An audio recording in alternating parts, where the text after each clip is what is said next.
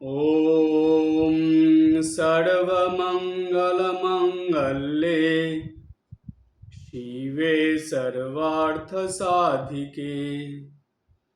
शरण्ये त्र्यम्बके गौरी नारायणी नमोस्तुते।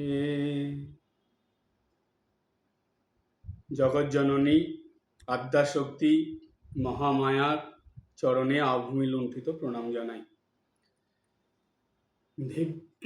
দেবী ভাগবত মহাপুরাণ কথা, এটা এই যে পুরাণ কথা, এই পুরাণ কথাটার আগে মহা শব্দটা আছে, অর্থাৎ মহাপুরাণ কথা। এই পুরাণ শাস্ত্র অনেক বড়, অর্থাৎ বিশাল, এর মধ্যে অনেক রকম প্রসঙ্গ আছে, আর সম্পূর্ণটাই দেবী মাহাত্ম্যের কথা দিয়ে পরিপূর্ণ। তো বিভিন্ন প্রসঙ্গক্রমে দেবী মাহাত্ম্য এই গ্রন্থের মধ্যে ফুটে উঠেছে। আজ আমরা সেই রকমই এক প্রসঙ্গ শুনব, যার মধ্যে দেবী মাহাত্ম্য খুব সুন্দরভাবে প্রস্ফুটিত হয়ে উঠেছে।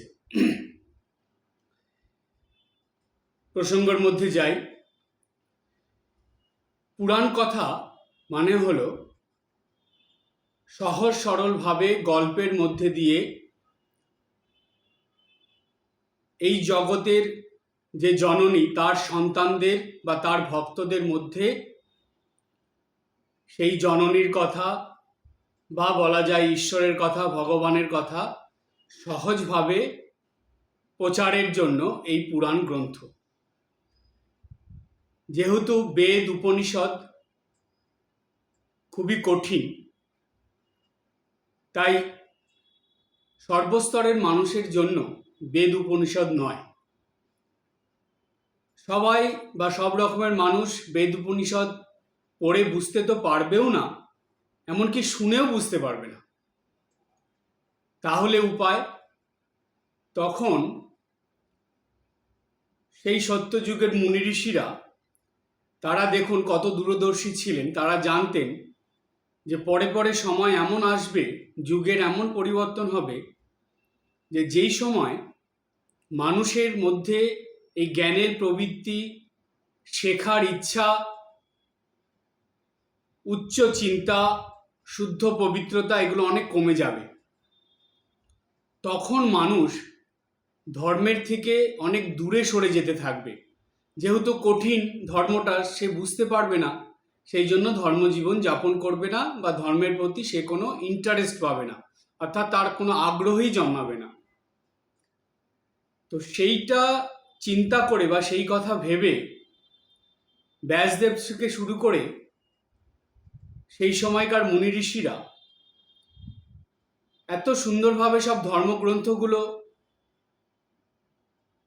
তৈরি করেছিলেন, বা সেগুলো লিখিত আকারে প্রথমে শ্রবণের মধ্যে দিয়ে তারপরে লিখিত আকারে পুস্তক আকারে বেরিয়েছিল, যে যেটা বর্তমান সময়ে অর্থাৎ কলিযুগে সব থেকে বেশি মানুষের প্রয়োজনে লাগছে, বিশেষ করে পুরাণ শাস্ত্রগুলো বা পুরাণ গ্রন্থগুলো। কারণ পুরাণ গ্রন্থ বেদ উপনিষদের সেই কঠিন কথাগুলোকে বা ধর্মের সেই কঠিন তত্ত্বগুলোকে খুব সহজভাবে গল্পের আকারে বিভিন্ন রকম উদাহরণের সাহায্যে এমনভাবে সেগুলো প্রকাশিত হয়েছে বা এমনভাবে সেগুলো মানুষের কাছে এসে পৌঁছেছে যে যে কোনো স্তরের মানুষ, ব্রাহ্মণ, ক্ষত্রিয়, বৈশ্য, শূদ্র, এই চারটে স্তরে, জাতি, বর্ণ, ধর্ম নির্বিশেষে সব স্তরের মানুষ এই ধর্মকথা বুঝতে পারবে, ভাবতে পারবে, চিন্তা করতে পারবে, এবং এর দ্বারাই তারা ধর্মজীবন যাপন করতে আগ্রহী হবে। তাই দেবী ভাগবত পুরাণ, তারপর বিষ্ণু পুরাণ, শিব পুরাণ, এগুলো যেই পুরাণ গ্রন্থগুলোর আপনারা নাম শুনেন না কেন, প্রচুর পুরাণ আছে, অর্থাৎ 18টা পুরাণ গ্রন্থ। এই পুরাণগুলোর মধ্যে আবার কতগুলো আছে মহাপুরাণ। এই মহাপুরাণ মানে সেগুলোর মধ্যে অনেক ঘটনার সম্মিলিত হয়ে আছে। আর শুধু ঘটনা সম্মিলিত বলেই এটা মহাপুরাণ তাই নয়, এই ধারণা কিন্তু ভুল। কেন এটা মহাপুরাণ? তার কারণ এর মধ্যে এমন সব শিক্ষা আছে গল্পের আকারে, ঘটনা উপমার আকারে, যেই শিক্ষাগুলো মানুষের সাধারণ জীবনকে খুব তাড়াতাড়ি অসাধারণত্বে পৌঁছে দেয়, সাধারণ জীবনকে মহৎ করে দেয়।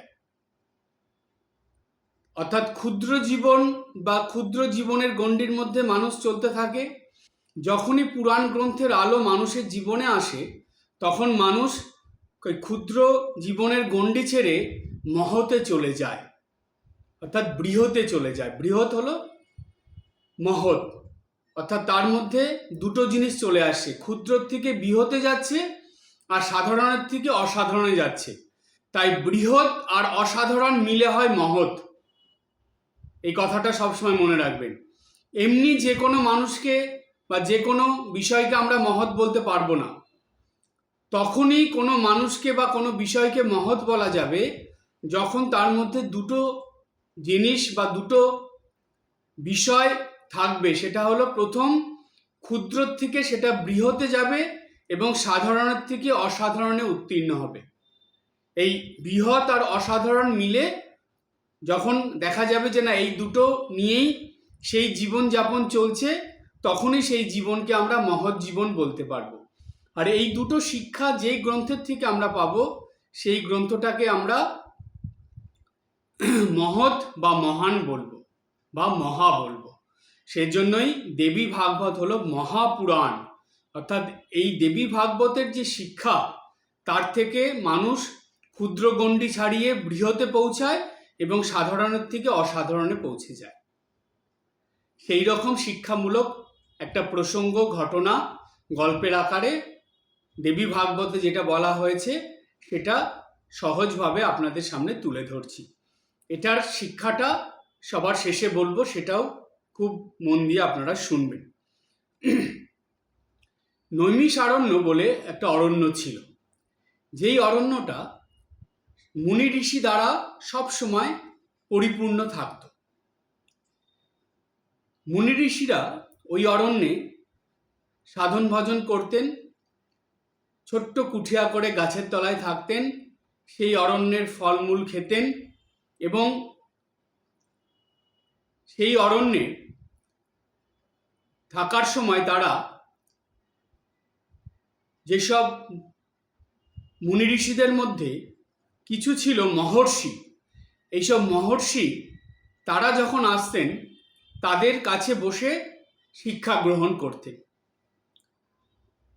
তো নৈমিষারণ্যে একবার এক মুনিবর, মুনিদের থেকেও, অর্থাৎ যেমন গুরুর থেকে উপরে পরম গুরু, ঠিক তেমনি মুনির থেকে উপরে মুনিবর, আর ঋষির থেকে উপরে হলো সেই মহর্ষি।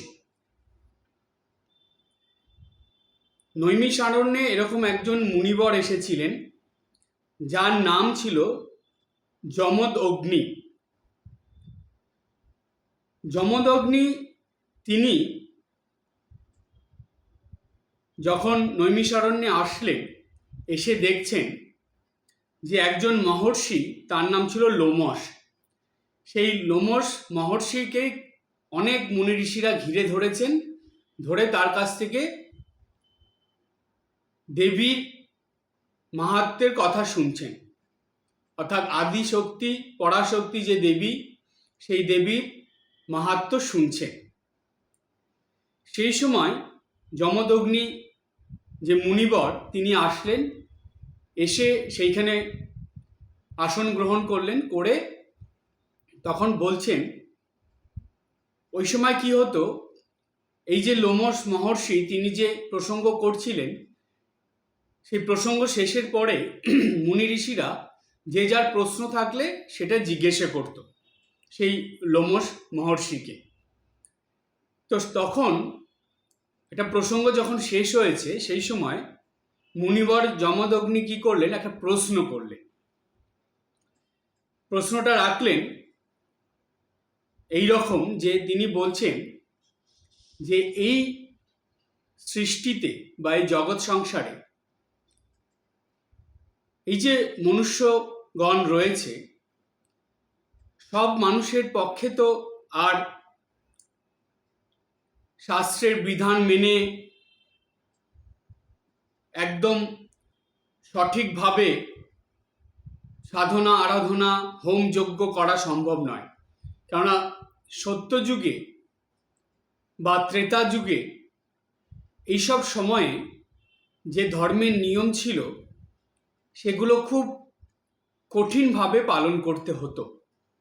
বিশেষ করে তখন ব্রাহ্মণদের বিশেষ একটা প্রতিপত্তি ছিল, তো সেই সময় খুব নিষ্ঠা সহকারে এই ধর্মজীবন যাপন করতে হতো। একটু এদিক ওদিক হলে তাকে সেই সমাজ থেকে বা সেই পরিবার থেকে, সেই সমাজ ব্যবস্থা থেকে তাকে বহিষ্কার করে দেওয়া হতো। এবার কথা হচ্ছে যে সব ধরনের মানুষ, ব্রাহ্মণ, ক্ষত্রিয়, বৈশ্য, শূদ্র, সব জাতির বা ধর্ম বর্ণের মানুষের তো সমানভাবে সাধনা বা সাধন ভজন করা, এরকম নিয়ম নিষ্ঠা করা, হোমযজ্ঞ করা তো সম্ভব নয়, এগুলো কঠিন। তো তাই যমদগ্নি ঋষি প্রশ্ন করলেন যে এই মনুষ্য সমাজে ব্রহ্মা, বিষ্ণু, মহেশ্বর থেকে আরম্ভ করে গণেশ আদি যত দেবদেবী আছে বা যত দেবতাদের কথা আমরা জানি, তাদের উপাসনা করতে গেলেও অনেক রকম নিয়ম কানুন মেনে, অনেক কিছু পালন করে, খাদ্য খাবারের বিচার করে, অনেকভাবে সেই নিয়ম পালন করার পরে তবে সেই দেবদেবীর কৃপা লাভ করা যায় বা সেই দেবতাদের কৃপা বর্ষিত হয়। তখনকার সময়ে এই দেবতাদেরই বেশি পূজা অর্চনা এগুলো ছিল, তাই দেবতাদের প্রসঙ্গই এখানে বলা হচ্ছে যে ব্রহ্মা, বিষ্ণু, মহেশ্বর, বরুণ, ইন্দ্র, অগ্নি, গণেশ আদি বিভিন্ন দেবতার কৃপা পেতে গেলে অনেক কিছু করতে হয়, অনেক হোমযজ্ঞ করতে হয়, অনেক নিয়ম নিষ্ঠা পালন করতে হয়। তো তখন এইসব বলে যমদগ্নি ঋষি প্রশ্ন করলেন যে এমন কোনো নিয়ম বা এমন কোনো উপায় কি আছে যে যার দ্বারা খুব সহজেই এই ঈশ্বরের বা ভগবানের কৃপা পাওয়া যায়, এইরকম কিছু আছে?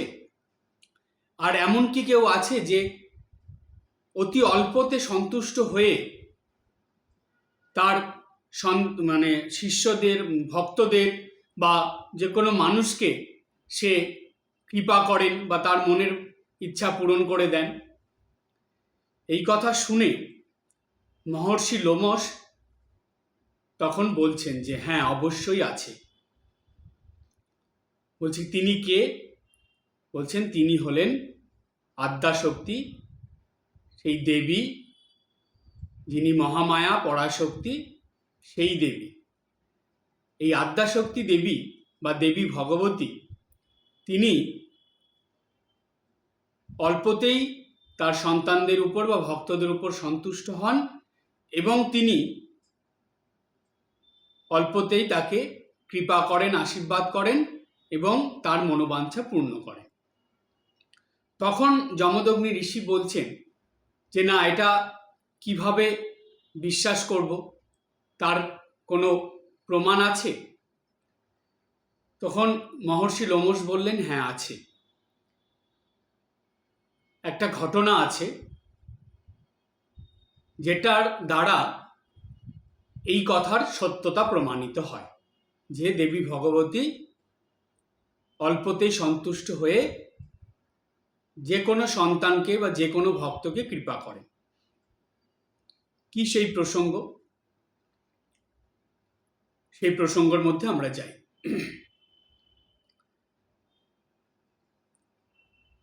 কোশল নামে একটি গ্রাম ছিল। সেই গ্রামে একজন ব্রাহ্মণ ছিলেন, তার নাম ছিল দেবদত্ত। দেবদত্ত বেশ ধনী ছিলেন। কেন? তিনি খুব সৎ ব্রাহ্মণ ছিলেন। পূজা অর্চনা, শাস্ত্রপাঠ, মন্ত্রপাঠে তার খুব নাম ছিল সেই কোশল গ্রামে। দূর দূরান্ত থেকে তার ডাক আসত পূজা অর্চনার জন্য, এবং সেই গ্রামে সবাই তাকে খুব শ্রদ্ধা সম্মান করত, এবং সেই গ্রামের বাইরে আরও আশেপাশের বিভিন্ন গ্রামে শহরে সবাই সেই ব্রাহ্মণ দেবদত্তের নাম জানত এবং তাকে সবাই খুব শ্রদ্ধা সম্মান করত। যথাসময়ে দেবদত্ত বিয়ে করলেন। বিয়ে করার পর অনেক বছর হয়ে গেছে, তার কোনো সন্তান ছিল না, বা তিনি কোনো সন্তান লাভ করতে পারেননি। তিনি তখন খুব চিন্তিত হয়ে পড়লেন। সেই সময় তিনি চিন্তা করলেন যে কি করলে আমি সন্তান লাভ করতে পারব। এই কথা ভেবে তিনি আরও কয়েকজন ব্রাহ্মণকে ডাকলেন, ডেকে তারা পরামর্শ করলেন যে কি করা যায়। তো তখন সবাই মিলে বিধান দিল যে একটা যজ্ঞ আছে, সেই যজ্ঞটা করলে পুত্র সন্তান লাভ হয়, কিন্তু সেই যজ্ঞের একটা নিয়ম আছে। সেই যজ্ঞটা করলে মুনি ঋষিদের আপ্যায়ন করে আনতে হয়। তো সেই ব্রাহ্মণ তখন বললেন কোন যজ্ঞ? সেই যজ্ঞটার নাম হলো পুত্রেষ্টি যজ্ঞ। পুত্রের কামনায় যে যজ্ঞ করা হয় সেই যজ্ঞের নাম হলো পুত্রেষ্টি যজ্ঞ। সেই যজ্ঞ করার জন্য সেই দেবদত্ত যে ব্রাহ্মণ, সে রাজি হলো, এবং সে অরণ্যে গিয়ে যতজন মুনি ঋষিকে পেলেন সবাইকে আমন্ত্রণ জানালেন সেই যজ্ঞে আসার জন্য, এবং তাদের দ্বারাই সেই যজ্ঞটা তিনি সম্পূর্ণ করাবেন। সকল ব্রাহ্মণদের, অনেক মানুষদের তিনি নিমন্ত্রণ করে এনেছেন। তখনকার দিনে এইরকম যজ্ঞটজ্ঞ হলে বা হোমযজ্ঞ হলে তখন ব্রাহ্মণদের যেমন ভোজন করিয়ে দান দিতে হতো, মুনি ঋষিদেরও দিতে হতো, ভোজন করিয়ে দান দিতে হতো, দক্ষিণা যাকে বলে, এগুলো দিতে হতো, এবং সেই সঙ্গে ভক্তদেরকেও ভোজন করানো হতো, এবং তাদেরকেও কিছু দান দিতে হতো। তো এইভাবে দেবদত্ত ব্রাহ্মণ তিনি সেটা করলেন। এইবার সেই পুত্রেষ্টি যজ্ঞ যেদিন হবে সেই দিনে সবাই আসছে, যজ্ঞের আয়োজন হয়েছে, অনেক মুনি ঋষিরা এসেছেন। সেইখানে একজন মুনি এসেছেন, তার নাম হলো গভীল মুনি। তিনি খুব নাম করা মুনি, তাকে সবাই খুব সম্মান শ্রদ্ধা করেন। সেই মুনি খুব সুন্দর সঙ্গীত বা মন্ত্র উচ্চারণ, স্তব স্তুতি পাঠ খুব সুন্দরভাবে করতে পারে। তো সেই মুনিবর যখন এসেছেন, তো সেইখানে এত সুন্দর পরিবেশ, তো সবাই যেহেতু জানেন যে গভীর মুনি খুব সুন্দর স্তব স্তুতি করেন, সঙ্গীত করেন, তাই তাকে সঙ্গীত পরিবেশন করার জন্য বলা হয়েছে। এই সংস্কৃততে স্তোত্রের মাধ্যমে সঙ্গীত পরিবেশন, তো সেইটা তিনি করবেন। গভীর মুনি তিনি সামবেদ থেকে, বেদের যে 4টে ভাগ তার মধ্যে সামবেদের মধ্যে এই নানা রকম স্তব স্তুতি, মন্ত্র এবং সঙ্গীতের এইসব বিষয়গুলো আছে। তো সেইখান থেকে তিনি সঙ্গীত গাইতে শুরু করলেন। কিন্তু গভীর মুনি তার বয়সও হয়েছিল, এবং এই সংস্কৃততে এর উচ্চারণ করে ঠিকভাবে করতে গেলে নিঃশ্বাস প্রশ্বাসের প্রতি খুব কন্ট্রোল থাকতে হয়, না হলে উচ্চারণ ঠিকঠাক হয় না। আর উচ্চারণ যদি ঠিকঠাক না হয় তাহলে সেটা শুনতে ভালো লাগে না। তাই গভীর মুনি বয়সের জন্য তার নিঃশ্বাস প্রশ্বাসের ঠিক মতন কন্ট্রোল ছিল না, যার ফলে সে যখন সঙ্গীত পরিবেশন করছে সেগুলো উচ্চারণ ঠিক হচ্ছে না, এবং তার গলার স্বর ঠিকভাবে প্রকাশিত হচ্ছে না, গলার স্বর ঠিকভাবে বেরোচ্ছে না, যার ফলে শুনতে খারাপ লাগছে, তাল কেটে যাচ্ছে। সেই মুনির এই রকম সঙ্গীত শুনে সেখানে সবাই হাসতে শুরু করেছে এবং নানা রকম কথা বলতে শুরু করেছে। এবার এই কাণ্ড দেখে সেই ব্রাহ্মণ দেবদত্ত সে ভাবলো, আরে এ তো হাস্যকর জিনিস হয়ে যাচ্ছে এবং সবাই নানা রকম কটু কথা বলছে। তো সে কি করলো, সেই গভীর মুনির কাছে গিয়ে তার সঙ্গীত পরিবেশন বন্ধ করতে বলল। আর এটা এমনভাবে বলেছে, নিয়ম হলো, শাস্ত্রের নিয়ম অনুযায়ী মুনি ঋষি সাধু সন্ন্যাসীদের কিছু বললে তাদের শ্রদ্ধা সম্মান দিয়ে ভদ্রতা নম্রতার সঙ্গে বিনয়ের সঙ্গে ধীর স্থিরভাবে সেটা বলতে হয়। কিন্তু এই দেবদত্ত ব্রাহ্মণ সেটা সে জানা সত্ত্বেও সেই সময়ে সেটা পালন করলো না। সে বিরক্ত হয়ে, খুব ক্রোধিত হয়ে এই গভীর মুনিকে এই গান বন্ধ করার জন্য বলল। এবং শুধু আপনি গান বন্ধ করুন সেই কথা বলেই সে ক্ষান্ত হয়নি, আরও 2-4 কথা তাকে শুনিয়ে দিয়েছে। যার ফলে গভীর মুনি তিনি খুব খারাপ লেগেছে তার সেটা। আর যেহেতু সেই ব্রাহ্মণের গৃহে তারা আমন্ত্রিত হয়ে এসেছেন, সে 2টো অপরাধ করে ফেলল।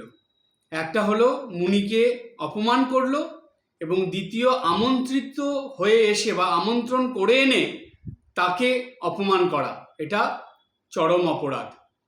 এই 2টো যখন অপরাধ হয়ে গেল, এইবার গভীর মুনি একটু বিরক্ত হয়ে উঠলেন, তিনিও একটু রেগে গেলেন। রেগে গিয়ে দেবদত্তকে বললেন যে আপনি আমাদেরকে আমন্ত্রণ করে এনেছেন, আমাকে এইখানে আমন্ত্রণ জানিয়েছেন বলে আমি এসেছি। আমার বয়সও হয়েছে, তবুও আমি সবার কথা রাখার জন্য, আপনার এই পরিবারের মঙ্গলের জন্য আমি যতটুক সম্ভব, আমার দ্বারা যতটুক আমি পারবো সেইভাবে আমি করার চেষ্টা করছিলাম। সেটাকে আপনি ভালোভাবে না দেখে আমাকে এইভাবে কথা শোনালেন। ঠিক আছে, আপনার এই অপরাধের জন্য আমি আপনাকে অভিশাপ দিচ্ছি। আপনার সন্তান হবে, আপনি যে উদ্দেশ্য কার্য করছেন সেটা সফল হবে, কিন্তু আপনার সন্তান মূর্খ হবে। সে কোনোদিন শাস্ত্র জ্ঞান লাভ করতে পারবে না এবং তার এই শাস্ত্র অধ্যয়ন হবে না। যখন এই কথা বলল, দেবদত্ত এই কথা শুনে বা সবাই শুনে তখন একদম চুপ। এবার দেবদত্ত সঙ্গে সঙ্গে তার নিজের ভুল বুঝতে পারল যে আরে আমি এটা কি অপরাধ করে ফেলেছি, এটা তো আমার করা একদম ঠিক হয়নি। সঙ্গে সঙ্গে সেই গভীর মুনির পায়ে পড়ে সে ক্ষমা চাইতে শুরু করলো। চোখের জলে খুব আকুতি মিনতি করে ক্ষমা চেয়ে নানা রকম কথা বলে সেই মুনিকে সন্তুষ্ট করে তখন দেবদত্ত বলল যে মুনিবর, আপনি এর একটা বিধান কিছু দিন। কেন, ব্রাহ্মণ সন্তান সে যদি জ্ঞান অর্জন করতে না পারে, সে যদি শাস্ত্র জ্ঞান লাভ না করতে পারে, আর এইভাবে মূর্খ হয়ে থাকলে তার জীবন নরক তুল্য হয়ে উঠবে এবং তাকে ব্রাহ্মণ সন্তান বলে বা ব্রাহ্মণ বলে কেউ সম্মান শ্রদ্ধা করবে না, কেউ তাকে ভালো দৃষ্টিতে দেখবে না। সুতরাং সেই সন্তান থেকেও না থাকার মতন হয়ে যাবে। সুতরাং আপনি কিছু একটা বিধান দিন, আপনার এই অভিশাপ আপনি ফিরিয়ে নিন।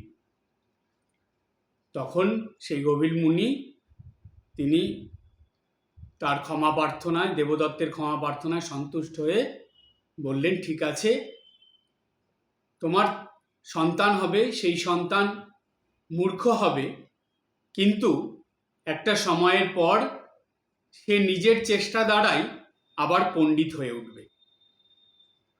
এই বলে আশীর্বাদ করলেন গভীর মুনি। যাই হোক, যজ্ঞ সম্পন্ন হলো, যথাসময়ে সন্তানও লাভ করলেন দেবদত্ত এবং সেই সন্তানের নামকরণ করলেন। সেই সন্তানের নাম দিলেন উতথ্য। সেই ব্রাহ্মণ দেবদত্তের সন্তানের নাম হলো উতথ্য। এবার এই উতথ্যের প্রসঙ্গের মধ্যে অর্থাৎ কথার মধ্যে আমরা আসব।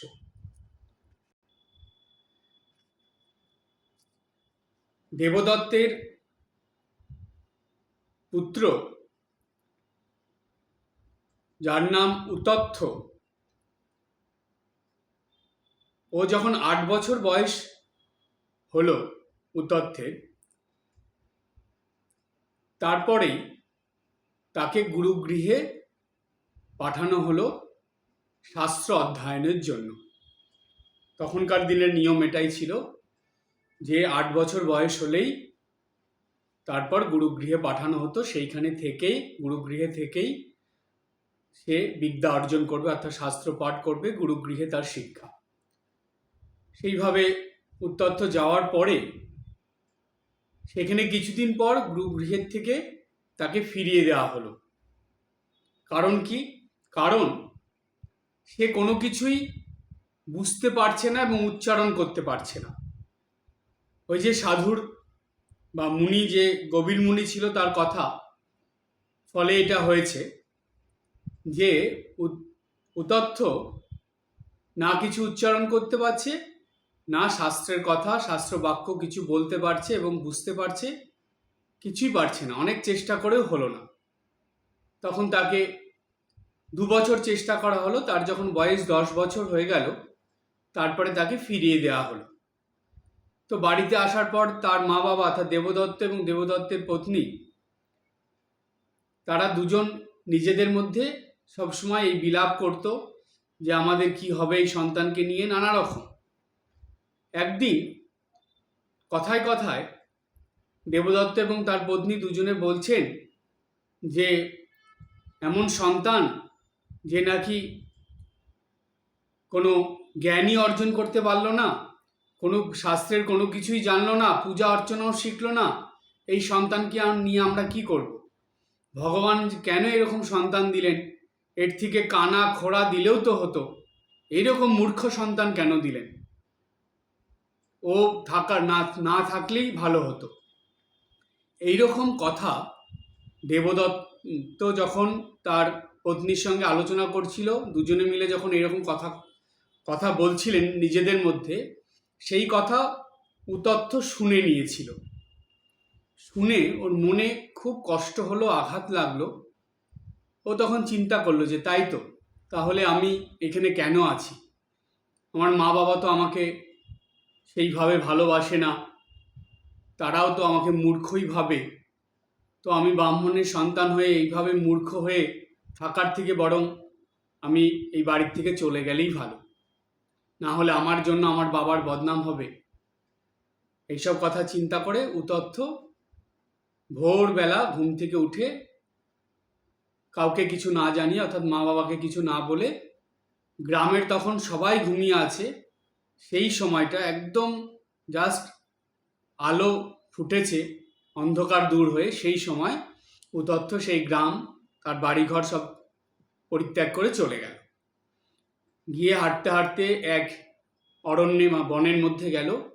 সেই বনের অনেক গভীরে চলে গেল। গিয়ে দেখলো যে বনের মধ্যে একটা নদী।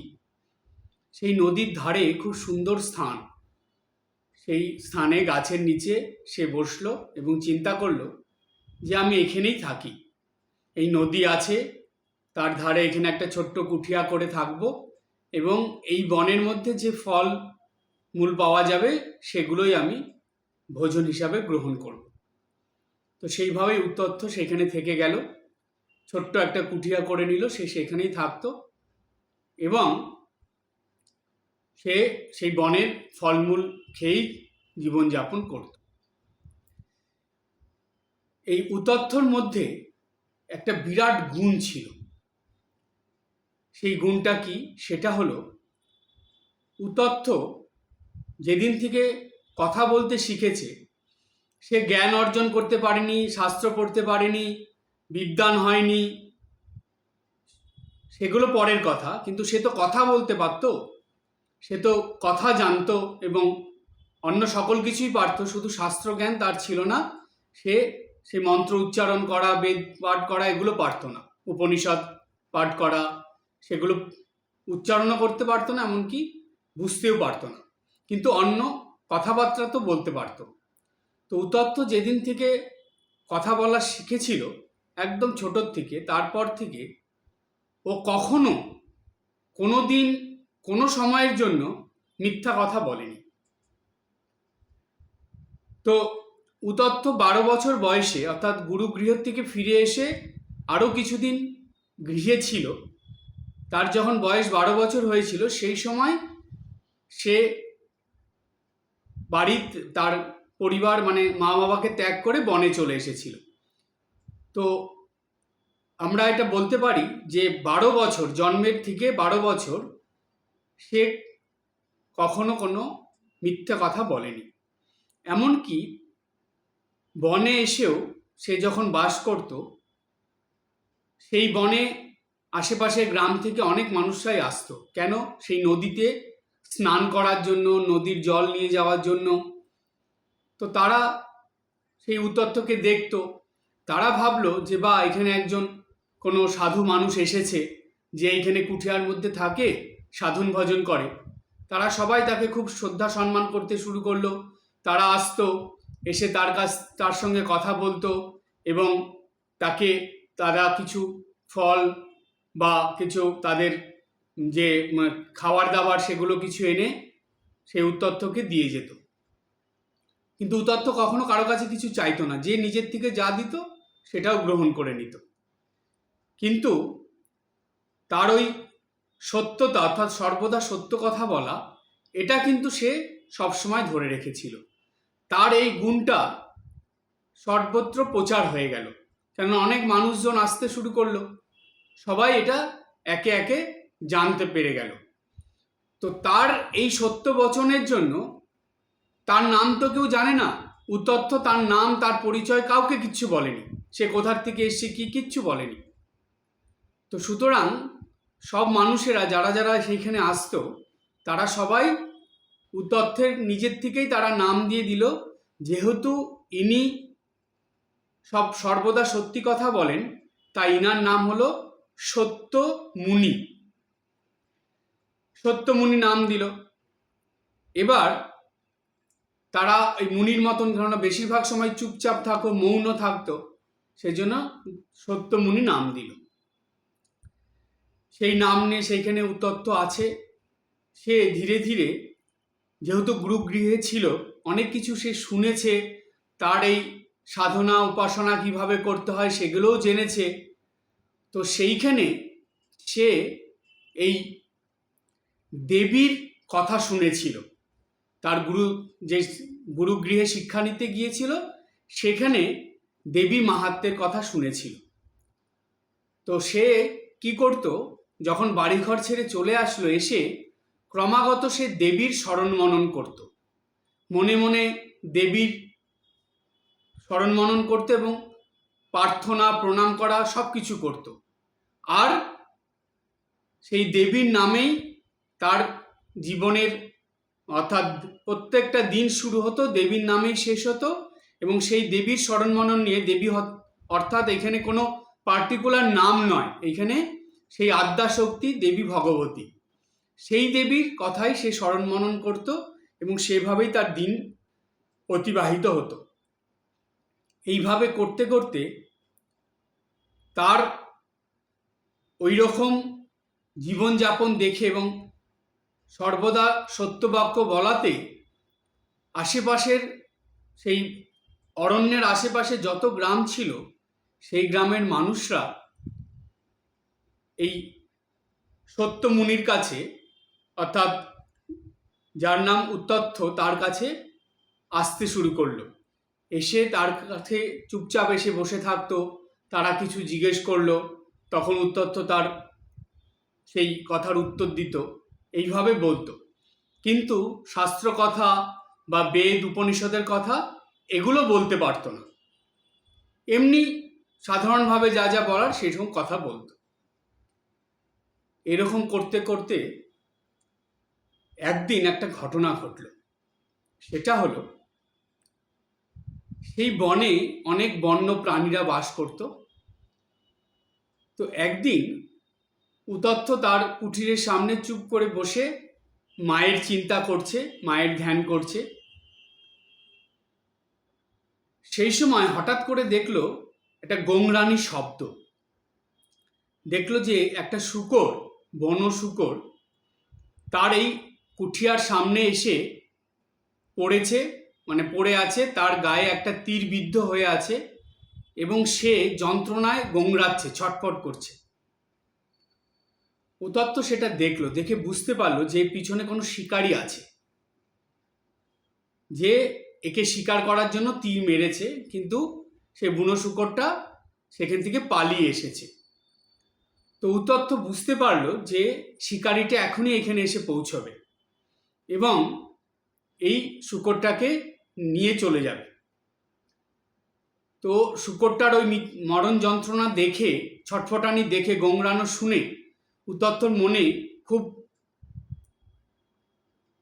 আঘাত লাগলো। সে ভাবলো যে এইভাবে আমার সামনে একটা প্রাণী হত্যা হবে, প্রাণী মরবে না, এটা আমি কিছুতেই হতে দিতে পারবো না।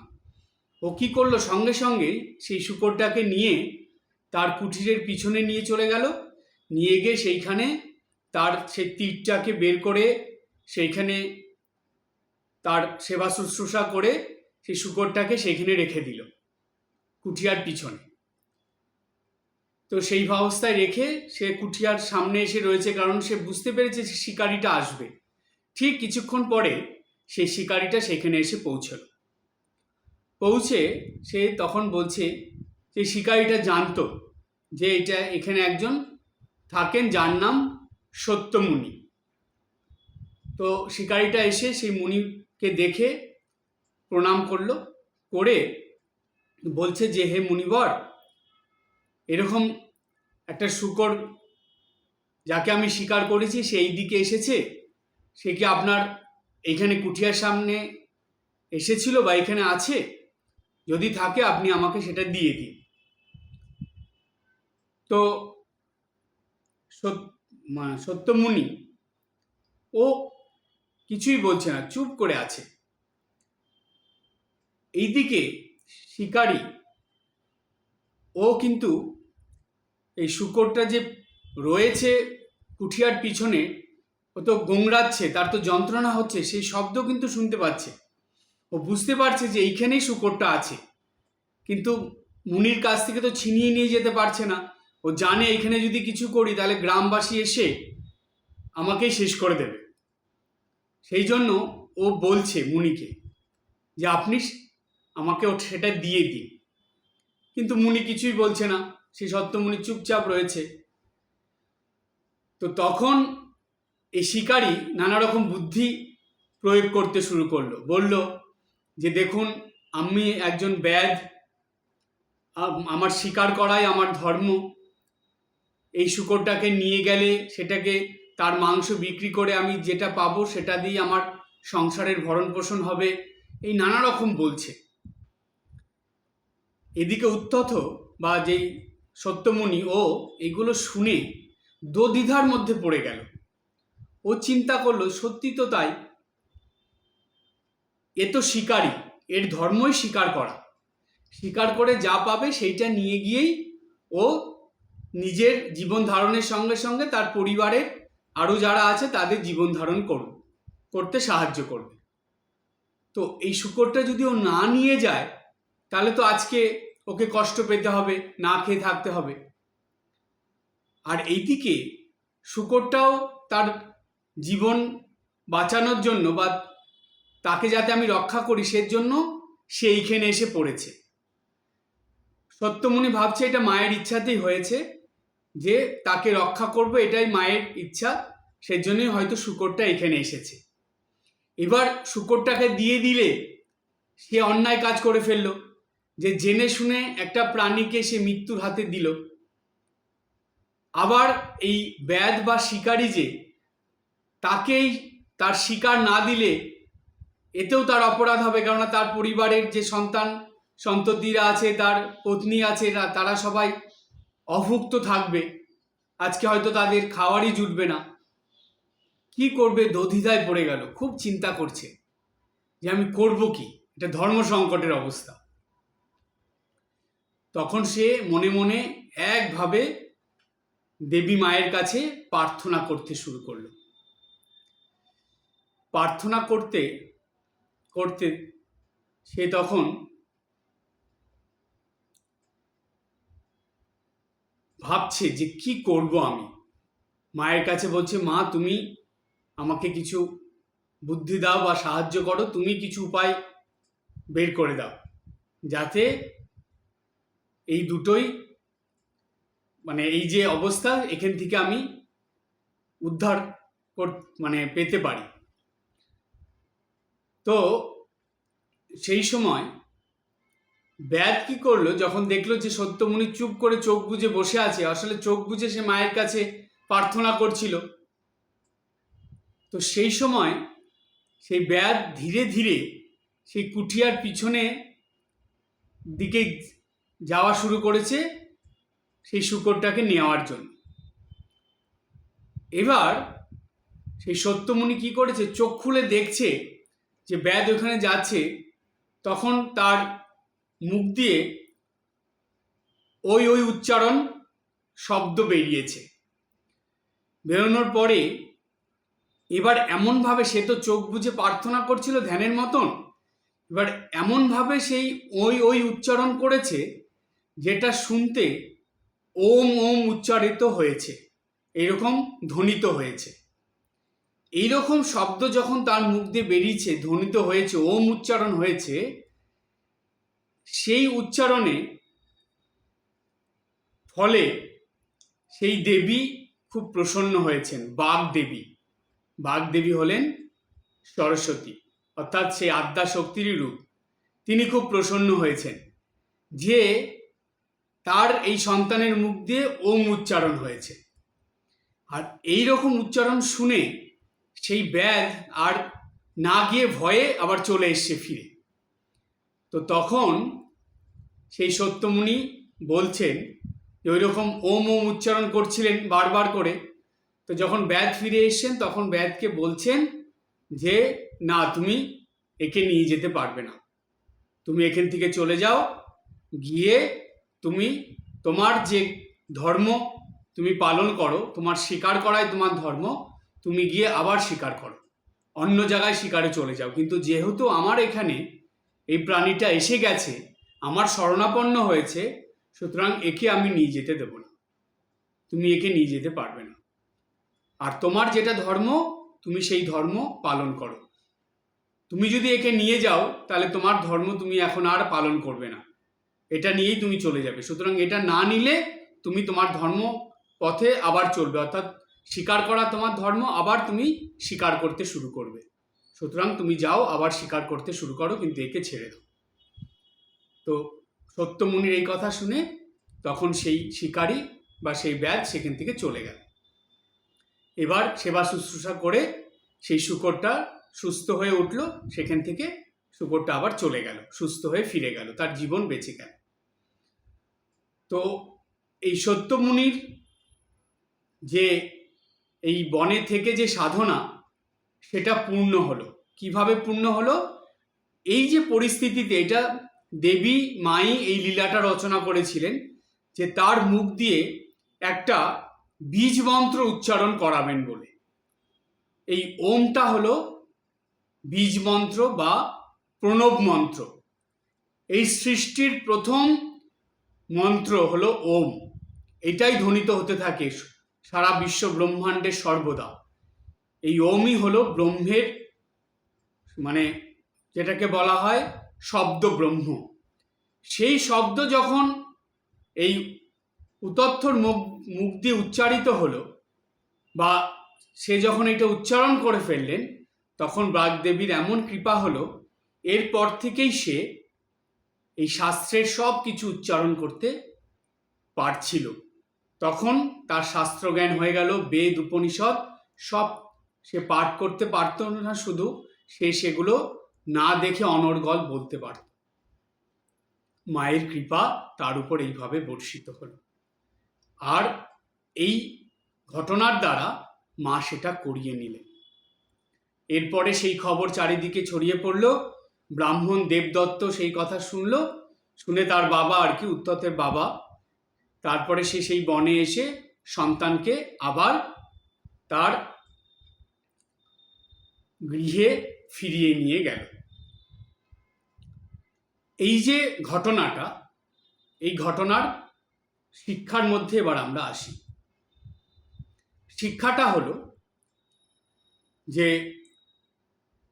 মানব জীবনে এইরকম মানুষ প্রচুর আছে, অধিকাংশ মানুষ আছে যাদের মনে কোনো না কোনো কিছু নিয়ে দুঃখ, কষ্ট, যন্ত্রণা, আঘাত লেগেই থাকে, এবং ওইটার ভিতরে ওইটা চিন্তা করে তারা এতটাই মনের মধ্যে এই চিন্তা এমনভাবে তাদের চলতে থাকে, তারা এতটাই সেই চিন্তার মধ্যে ডুবে যায় যে তাদের মন একদম ভেঙে যায়। এবং কি করে তারা সেইটা নিয়েই চিন্তা করতে করতে হয় জীবন নষ্ট করে দেয়, না হলে তারা পাগল হয়ে যায়, না হলে তারা আর স্বাভাবিক জীবনযাপন করতে পারে না। কিন্তু এই পুরাণ কথার থেকে, দেবী ভাগবত পুরাণ থেকে শিক্ষাটা এটাই, প্রথম শিক্ষা, যে জীবনে এইরকম পরিস্থিতি আসলেও কোনো দেবদেবীর শরণাপন্ন হয়ে থাকতে হয়। বিশেষ করে যে আদ্যাশক্তি দেবী মহামায়া, তার দেবী ভগবতীর শরণাপন্ন হয়ে থাকতে হয়। যে কোনো দেবীর, যেই দেবীকে আপনার ভালো লাগবে সেই দেবীর শরণাপন্ন হয়ে থাকতে হবে। এবার প্রশ্ন হলো, কেন দেবীর শরণাপন্ন হতে হবে, কেন দেবতার নয়? তার কারণ, নাগমশাইয়ের একটা কথা মনে রাখবেন। নাগমশাই বলেছিলেন যে বাপের থেকে মা দয়াল। কথাটার অর্থ কি জানেন? দেবী হলেন জননী, মা। মায়ের মন খুব তাড়াতাড়ি গলে যায়, সন্তানের প্রতি মায়ের মন খুব তাড়াতাড়ি বিগলিত হয়। তাই আদ্যাশক্তি, এই জগৎ জননী ভগবতীর সন্তান আমরা। তাই আমরা কোনো বিপদে পড়লে সবার আগে যার মনে লাগে তিনি হলেন সেই জগৎ জননী মা। আপনি সারদা মাই বলুন, আপনি কালী মাই বলুন, দুর্গা মাই বলুন, আর আপনি সরস্বতী মা বলুন, লক্ষ্মী মা বলুন, যেই মাই বলুন, সেই মায়ের শরণাপন্ন হলে সেটা খুব তাড়াতাড়ি সেই বিপদ থেকে আপনি উদ্ধার পেতে পারেন, প্রথম। দ্বিতীয়, নিত্য মায়ের কাছে প্রার্থনা, স্মরণ মনন, এটা ধরে রাখতে হবে। দেখুন, এই উতথ্য এত কিছুর পরেও, এত লাঞ্ছনা গঞ্জনা, এত কষ্টের মধ্যেও সে কিন্তু দেবী মায়ের স্মরণ মনন থেকে নিজেকে সরিয়ে নেয়নি। আর একটা ভালো গুণ ধরে রেখেছিল, সেটা হলো সর্বদা সত্য কথা বলতো। কোনো পরিস্থিতিতে, কোনো অবস্থায় সে মিথ্যা কথা বলেনি। দেখুন, যখন নাকি সেই ব্যাধটা, শিকারীটা এসেছিল সেই আশ্রমে, সেই উতথ্য কিন্তু নির্দ্বিধায় মিথ্যা কথা বলে দিতে পারতো যে না, এখানে শূকরটা আসেনি, তুমি অন্য জায়গায় চলে যাও, এখানে নেই। কিন্তু সে কোনো মিথ্যা আচরণ করলো না, মিথ্যা কথা বলেনি। সে বরং বলল যে না, তাকে আমি তোমাকে নিয়ে যেতে দেব না, সে আমার আশ্রমে এসেছে, তার প্রাণ আমি রক্ষা করব, তুমি যাও, তোমার ধর্ম পালন করো। অর্থাৎ কোনো পরিস্থিতিতে, কোনো অবস্থায় সে সত্যকে ছেড়ে দেয়নি। সুতরাং একটা খুবই বড় শিক্ষা এখানে আপনাদের আজকে বলি। আপনারা একটু চোখ বুজে বসে খুব ভালো করে চিন্তা করবেন তো, যে এমন একটা কি গুণ আপনি জন্মের থেকে ধরে রেখেছেন আজ পর্যন্ত। একটা দৈবী গুণ, একটা উচ্চ গুণ, একটা শুভ গুণ, যেটা নিত্যদিন সব অবস্থায়, সব রকম পরিস্থিতিতে সর্বদা আপনি পালন করেন। যেই গুণটা আপনি জন্মের পর থেকে আজ পর্যন্ত পালন করে যাচ্ছেন। সেই রকম ভালো গুণ, শুভ গুণ, দৈবী গুণ কিছু আছে? এই রকম একটা গুণ যদি না থাকে, সেইটা অর্জন করুন। দেখুন, সেই উতথ্য সেটা করতো বলে আজকে মায়ের কৃপা কিন্তু খুব তাড়াতাড়ি সে পেয়ে গেল, এই সত্য গুণের জন্য। দেবী, বাগদেবী সরস্বতী মা তাকে কৃপা করলেন। আদ্যাশক্তি মায়েরই রূপ সরস্বতী মা, তিনি কৃপা করলেন। কেন? যেহেতু তার মুখ দিয়ে আমাদের জীবে বাগদেবী অবস্থান করেন। আমরা যে কথা বলি জীবের সাহায্য নিই, সুতরাং এই জীব দিয়ে যেহেতু সে কখনো মিথ্যা কথা বলেনি, তাই বাগদেবী তার প্রতি এত সন্তুষ্ট ছিল যে তাকে সামান্য 2-3 বার ওম উচ্চারণের পরেই তাকে কৃপা করে দিলেন।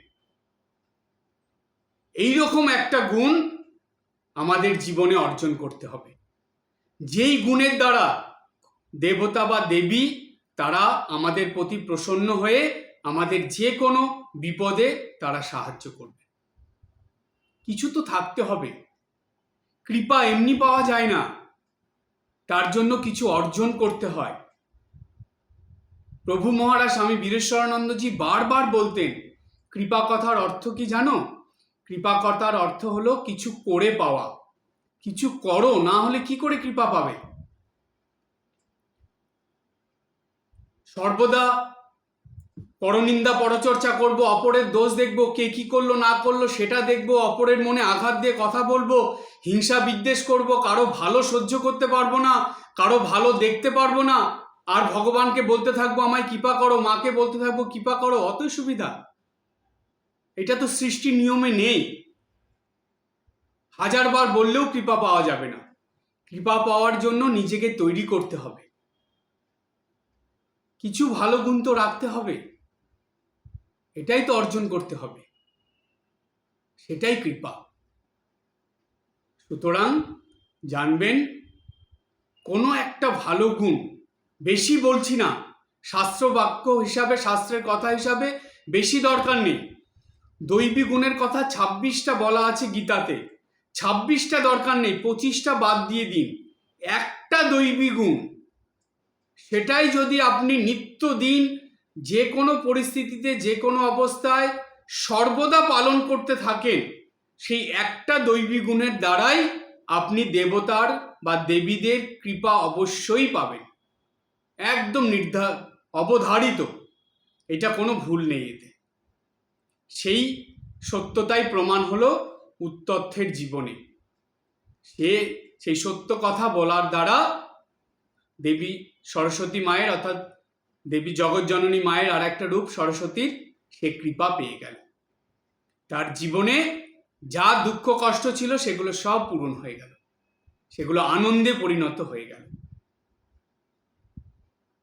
এমনকি দেখুন, সেই বনে এসেও তার এই সত্যতা এমনভাবে প্রচার হলো, সত্য কথা সত্য বাক এমনভাবে প্রচার হলো যে আশেপাশের সব মানুষ তাকে সত্য মুনি নামে ভূষিত করে দিল।